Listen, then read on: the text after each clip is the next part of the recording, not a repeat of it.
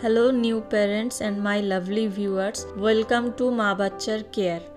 সকলের কাছে অনুরোধ থাকবে এই চ্যানেলে নতুন হয়ে থাকলে এবং এই ধরনের উপকারী ভিডিও পেতে হলে চ্যানেলটি সাবস্ক্রাইব করে পাশে থাকা বেল আইকনটি প্রেস করে অল নোটিফিকেশানে ক্লিক করে দেবেন। এতে করে আমি ভিডিও আপলোড করার সঙ্গে সঙ্গে সবার আগে নোটিফিকেশান আপনার কাছে পৌঁছে যাবে। চলুন কাজের কথাতে যাওয়া যাক।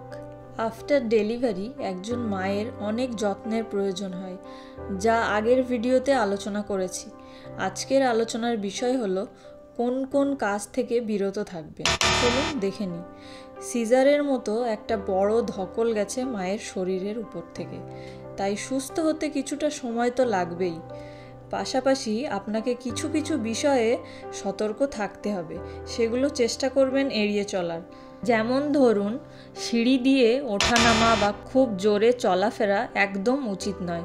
শিশুর জন্মের পর হরমোনাল ডিসব্যালেন্স হয়, তাই একজন নতুন মা অনেকটা মানসিক অবসাদে ভোগেন। তাই যতটা পারবেন ভালো সময় কাটাবেন।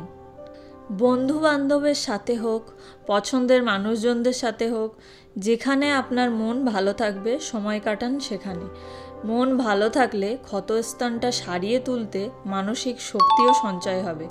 অহেতুক চিন্তা করবেন না বা অহেতুক ঝগড়া ঝামেলা করবেন না। ভারী জিনিস তোলা এবং জিনিসপত্র বয়ে এদিক থেকে ওদিক নিয়ে যাওয়া এগুলো একদমই উচিত নয়।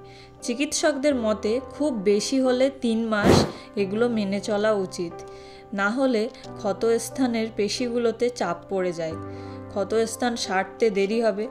আপনার ছোট্ট শিশুর কোনো কাজের ক্ষেত্রেও বাড়ির অন্যান্যদের সাহায্য নিন।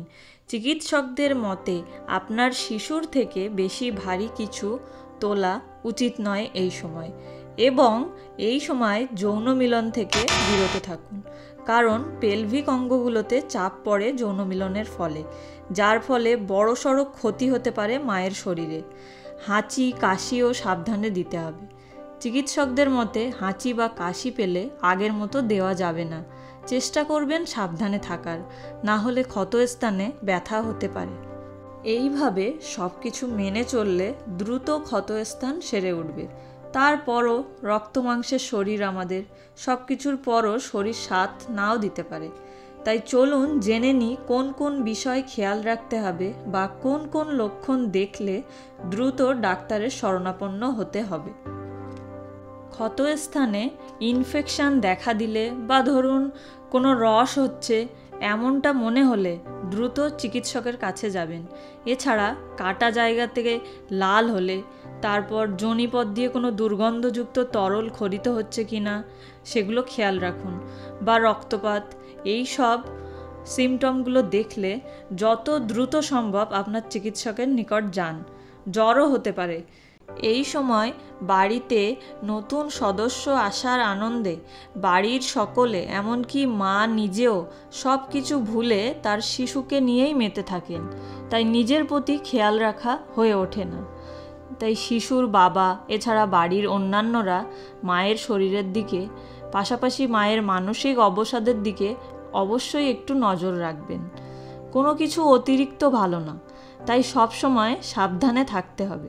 এগুলো মেনে চললে, আর অবশ্যই আপনার চিকিৎসকের পরামর্শগুলিও মেনে চলতে হবে, এবং সাথে সাথে খাওয়া দাওয়াটাকেও ঠিক করলে খুব দ্রুত আপনি আগের মতো সুস্থ স্বাভাবিক হয়ে উঠবেন। আজকের আলোচনা এই পর্যন্ত। ভিডিওটি কেমন লাগলো জানাতে ভুলবেন না। আর নতুন কিছু জানার প্রতি আগ্রহ থাকলে জানাবেন অবশ্যই।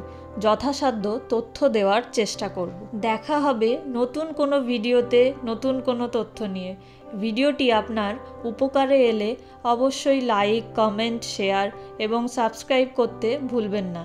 ভালো থাকবেন, সুস্থ থাকবেন। ধন্যবাদ।